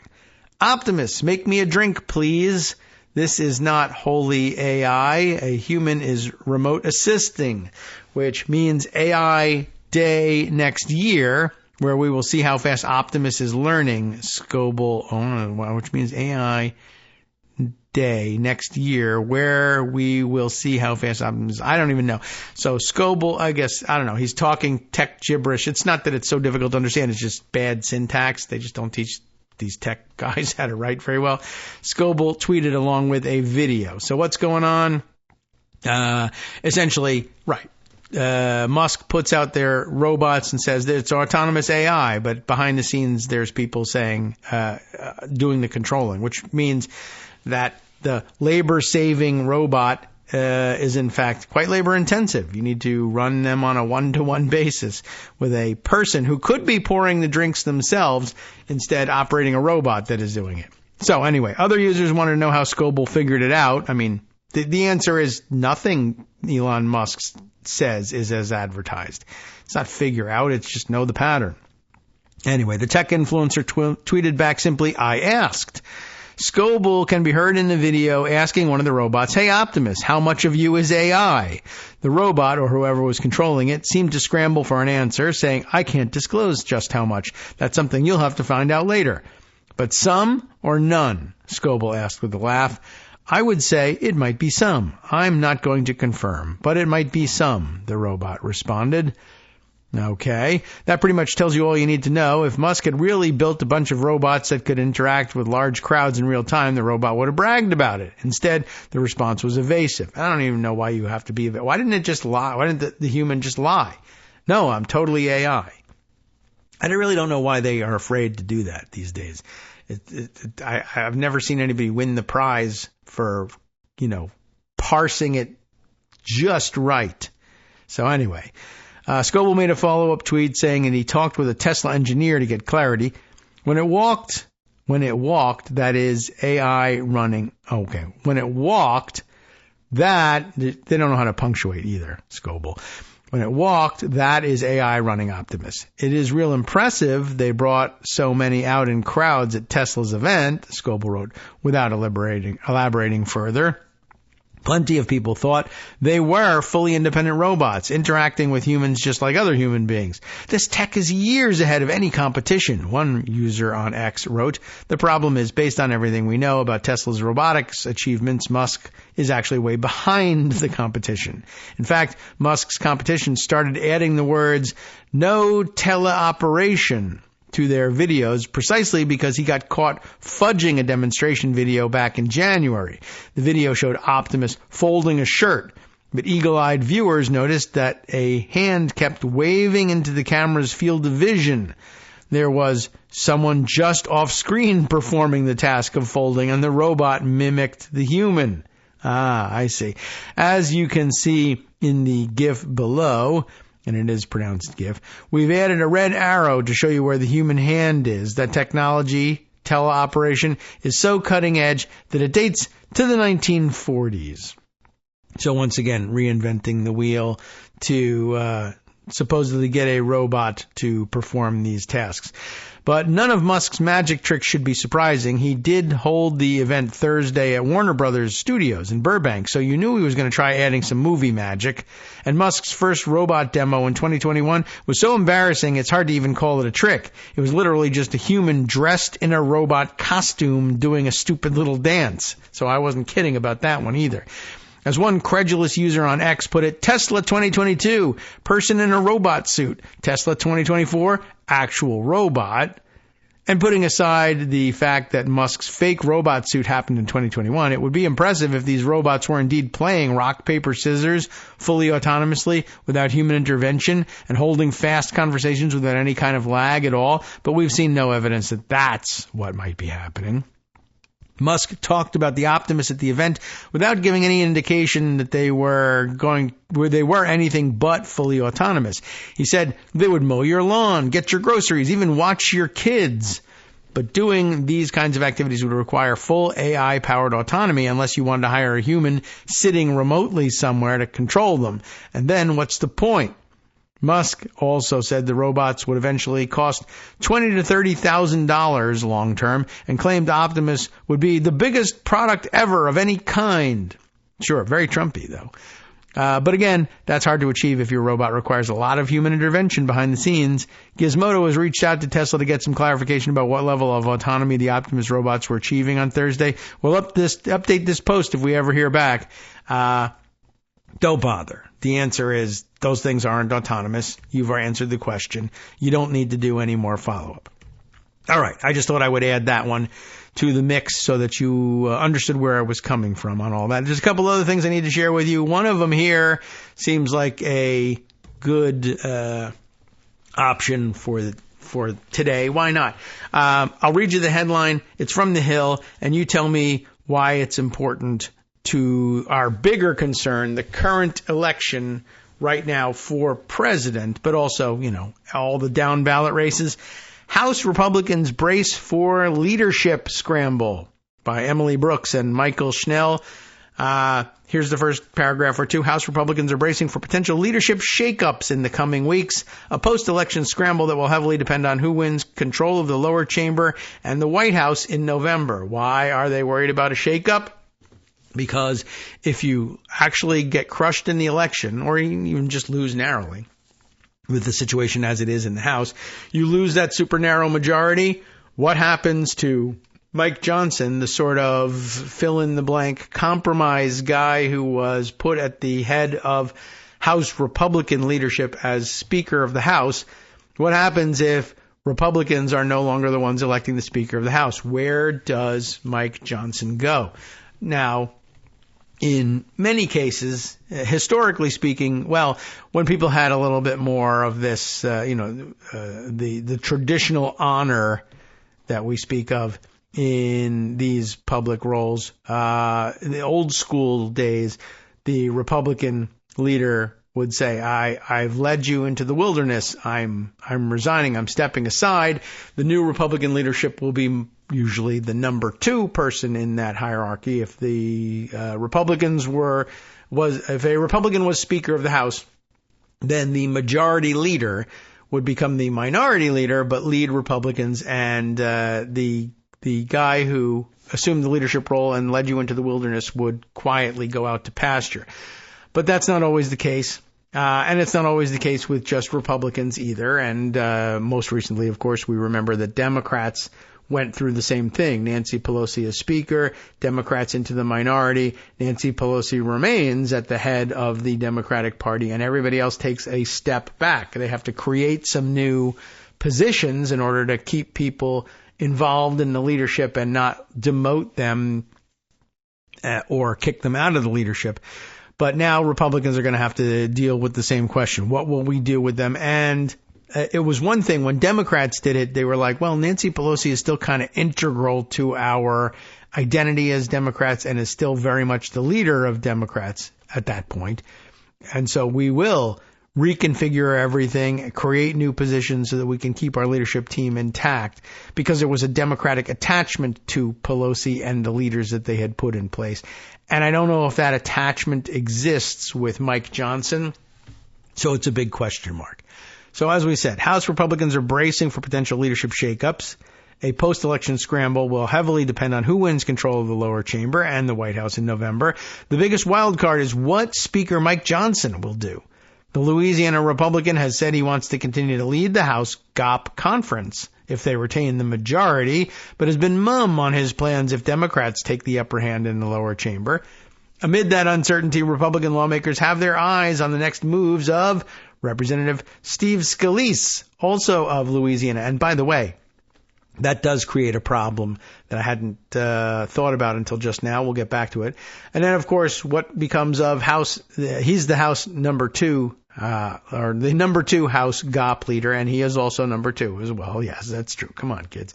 Judiciary Committee Chair Jim Jordan of Ohio, who has conspicuously worked to increase his fundraising across the conference. He's also a question mark. And House Majority Whip Tom Emmer of Minnesota, who has made an effort to repair his relationship with the former president, that being Donald Trump, so that he can stand for election to grab yet more power, is what's happening here. But yeah, by the way, it's the thing I mentioned earlier. Yeah, Mike Johnson, I mean, he really has just no grip on the speakership. They could very easily jettison him and get rid of him. And one of the things that probably argues in favor of doing something like that is that the House number 1 and number 2 spots in leadership are occupied by Louisianans. It's a very rare thing. The parties typically like to distribute their leadership and the power positions around the country. Granted, Louisiana, I guess, is something of a Republican stronghold, but yeah, they'll be wondering why a Texan isn't involved, or perhaps the Californians will be upset despite the fact that California is an overwhelmingly blue state now. There are a lot of Republican areas and a lot of Republican representatives from California, and that's why McCarthy made a certain amount of sense, even though his leadership skills were so lacking. But both from Louisiana, that's kind of a small place to be drawing the two top leaders from. They're going to want to rebalance that at some point. And hanging over the leadership conversation is Trump himself, whose support could tip the scales in favor of one Republican over another, especially if he wins another term in the White House, or he loses another term in the White House and people start saying, like Matt Gaetz used to do, let's make him Speaker of the House. In conversations with The Hill, nearly 24 Republican lawmakers, aides, and operatives said next year's House GOP leadership lineup, which will be determined after the election, remains up in the air. I don't know what the chessboard's going to look like, one House Republican told The Hill, but I definitely think there are some people who are trying to make some moves. What about what Speaker Johnson would do? Johnson's made it clear that he hopes to keep his gavel, of course, if the party retains control of the chamber. Now, that's a question mark in itself. You've won, but you were just an interim solution. Do we want to stick with you? And do we want to keep 2 Louisianans at the top? Or do we want to swap you out and make Steve Scalise the speaker? What's happening here? So, and by the way, won't it make a difference if Trump were to win the White House and Republicans flip the Senate? If that happened, if they won the trifecta somehow, is Mike Johnson the guy you want at the top of the House? Or are you saying, hell, let's go for it. Let's make Jim Jordan the Speaker of the House and MAGA the S out of this, you know? Anyway, he has not said whether he would seek to lead the House GOP if Republicans lose. Asked about that scenario last month, Johnson told reporters, we'll cross that bridge when we come to it. The dominant view among Republicans, however, is that Johnson would not remain atop the House GOP conference if relegated to the minority. Some lawmakers say members of the Speaker's leadership team could also lose their positions in that scenario. If we lose the majority, there will be a leadership shakeup, one House Republican said, adding that the status of Johnson's deputies would be questionable. Even if Republicans win control of the House, the size of their majority could put Johnson's chances for remaining Speaker in question. A small minority means that even a handful of members could threaten Johnson's prospect of being elected Speaker again on the House floor. The same scenario that played out when a handful of Republicans blocked former Speaker Kevin McCarthy from being elected Speaker for 5 days at the start of 2023. At least one Republican is already warning that they will not get behind Johnson's bid under any circumstances, and it's not even Matt Gaetz. I'm not voting for him come hell or high water, Tom Massey said. They didn't identify him for some reason. They just said Massey said. But that was probably edited out at some point. But they must have made an earlier mention of him. Frustration about Johnson's handling of Ukraine funding, which is exactly what happened with McCarthy as well, and the continuing resolutions, and his approach to government spending fights. That's actually what happened with McCarthy. Has fueled his handful of House GOP antagonists. And even if Johnson secures the GOP nomination for Speaker relatively easily, which requires a simple majority vote and a secret ballot, he will have several more legislative minefields to navigate in the lame duck before the January Speaker election, including a government funding deadline and potential rules changes. If he gets rolled again, that's not going to go well, said Representative Warren Davidson of Ohio, who has expressed support for Jordan in leadership discussions. It doesn't seem like it's a way to set yourself up for success to agree to a December continuing resolution. Then Jim Jordan spurs some speculation. Members are keeping a particular eye on Jordan, the chair of the House Judiciary Committee, who has crisscrossed the country to campaign for a diverse swath of House Republicans in recent weeks, a shift from the bulk of his congressional career, when the former Freedom Caucus chairman typically worked to boost fellow hardline conservatives. What's that about? I've taught you that over the years here on the show. The most reliable indicator of who wins leadership elections is how much money they've given away from their leadership PAC to fellow members of their conference or caucus, as the case may be. With more particularity, of course, you have to look at how many of them have won office and will be there to cast votes. And then, of course, you have to contrast it with how much money did those same people get from their opponents in the leadership race. It basically comes down to money with these guys as well as with Democrats. That's usually the best indicator. Ironically, the people who tend to depart purely from the money and vote more ideologically, actually the Republicans more so than the Democrats. Anyway, while he's been doing that and crisscrossing the country and campaigning for them and probably donating money to them, the question is, will he be able to outpace the lifetime contributions of whoever it is that he's running against in this situation? If they have put in the work for more years and with more money, that tends to argue in favor of their candidacy rather than Jordan's. But like I said, they're very ideological these days. The Ohio Republican, Jordan, has campaigned for and donated to members who publicly opposed his bid for Speaker last year, trying to bring him on board, including Representatives Don Bacon of Nebraska, Anthony D'Esposito in New York. For years, Jordan did not contribute any money to the National Republican Congressional Committee, but this year his donations to the House GOP's campaign arm have reached $2.5 million. That show of support has caught the eyes of fellow House Republicans. No one's overly said it. I think they mean overtly said it. But if you watch the interplay, Jim Jordan going around the country raising money, I think it makes people nervous, a Republican said. Aside from the money game, Jordan appears to be trying to bolster his relationships with others in the conference. One GOP lawmaker recounted a moment on the House floor when Jordan asked for their contact information. Jim Jordan asked me for my cell phone the other day. I'm like, he tried calling me the other day. Oh, that's new. That's interesting, one GOP member said. The most speculated about and dramatic scenario would be if Jordan making a run for House Minority Leader. Jordan has said he is focused on remaining chairman of the House Judiciary Committee. No, he isn't. But he has not completely ruled out a leadership run. A spokesperson for Jordan declined to comment for this article. Jordan would surely secure plenty of support from hardline Republicans who have praised his talent for aggressively confronting Democrats and relentlessly pushing a conservative agenda. I'm clearly very much on record thinking that Jim Jordan would be the most capable person to lead our conference, Davidson said. I don't know that it's a relevant thing. I don't know that there'll be a different race or anything. That support, however, would likely be counteracted by some moderates and appropriators taking issue with the Firebrand's past votes against stopgap funding measures and farm bills. Then Scalise is still in the mix. A bid by Jordan for minority leader would put him in competition with members of the current leadership team, including Scalise, who has served in the number 2 spot in the House GOP conference for nearly 5 years and would be next in line should Johnson tap out of the top job.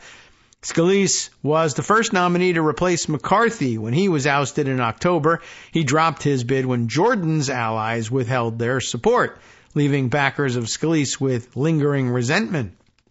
Jordan became the second nominee for Speaker, but faced opposition on the floor from Scalise allies and appropriators, which tanked his bid after 3 rounds of voting. A showdown would bring that bitterness back to the surface. One House Republican said that the minority leader slot is Jordan's best shot or best bet to lead the group, since it only requires a simple majority of the House GOP conference on a secret ballot rather than 218 votes on the House floor. But an ally of Scalise was not so sure the secret ballot would work in Jordan's favor, arguing some Republicans may be more willing to vote against Jordan on a private ballot than in a public vote because there would be less risk of backlash from the conservative base. In other words, they'd get death threats too. And while Jordan's contributions to the NRCC is notable given his history, keeping all of his money for himself, that is, it is a small fraction of what others have raised. Scalise, for example, has transferred $15.2 million to the NRCC this cycle and raised $55.8 million in total across various fundraising. But I've never actually looked at how much they were donating to the committees. I looked at how much they were donating directly to individual members who were going to cast ballots in these elections.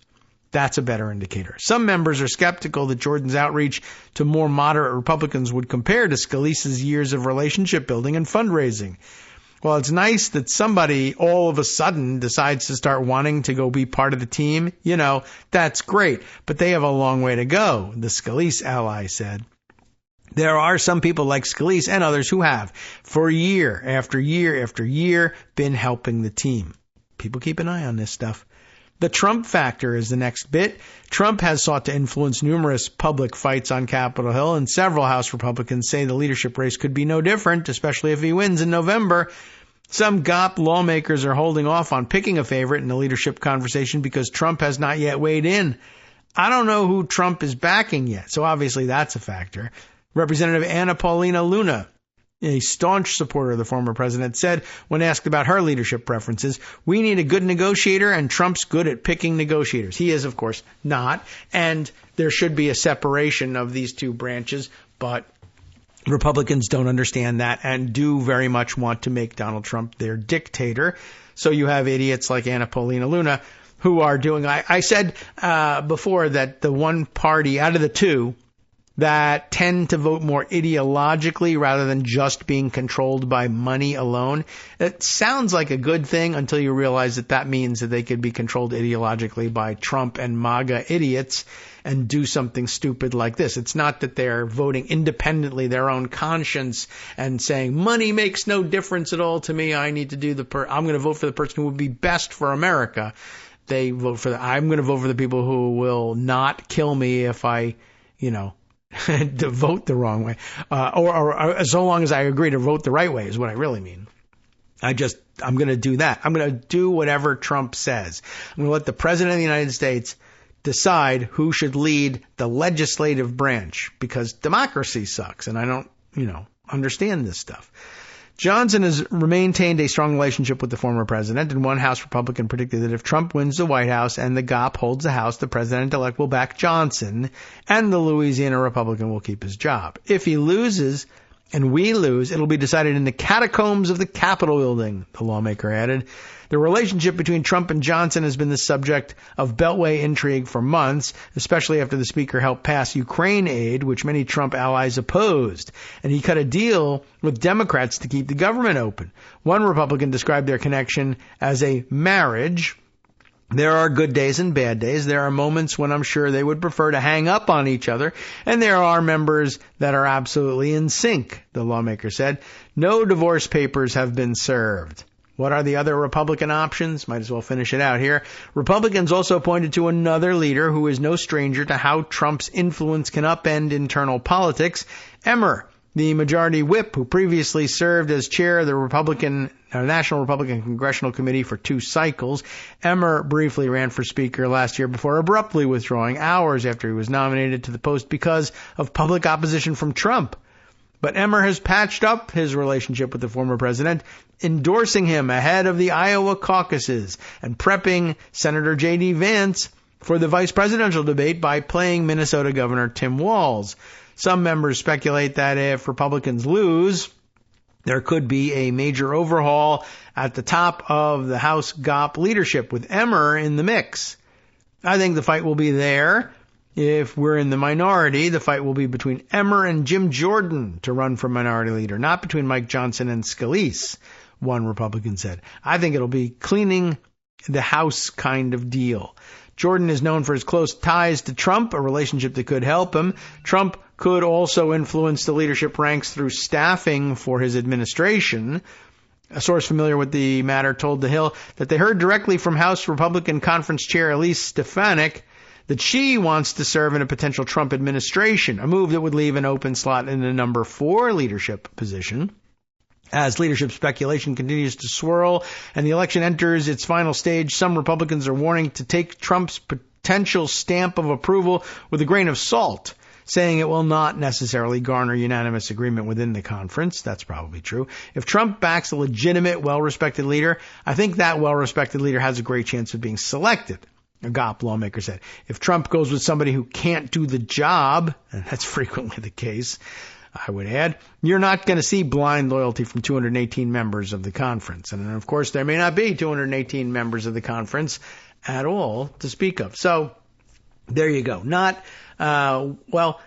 This is an important part of our coverage and definitely an important story. Wanted to make sure that I brought it to you.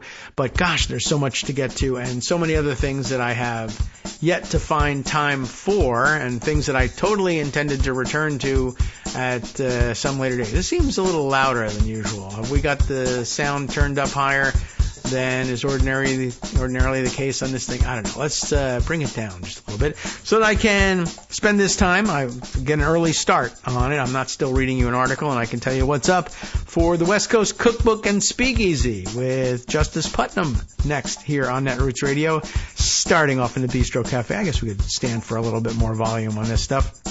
Trump will be able to ramble for hours about all the good things Hitler did. I've never really heard what those things are. The trains, apparently, running on time. I don't even know if that's actually true. But he'll stammer and clam up if asked to name the bad things that Adolf accomplished. And those are the ones that are usually taught in the history books.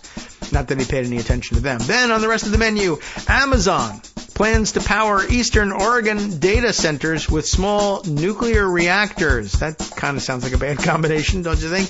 The top Nevada election official in a politically crucial county says she was forced out by the MAGA majority on the county board. And a Texas county reversed its decision to reclassify a children's book on Native American history as fiction. Now, why would you do that? Gee whiz. There's more. I'll tell you about it right after this. From netrootsradio.com. You have been listening to Kagro in the Morning with David Waldman. What are they moving on to? Lastly, the chef's table, where G7 allies are moving ahead with a $50 billion loan for Ukraine, backed by frozen Russian funds. And a former deputy Palm Beach County sheriff who fled to Moscow is working directly with Russian military intelligence to pump out deep fakes. Stay tuned.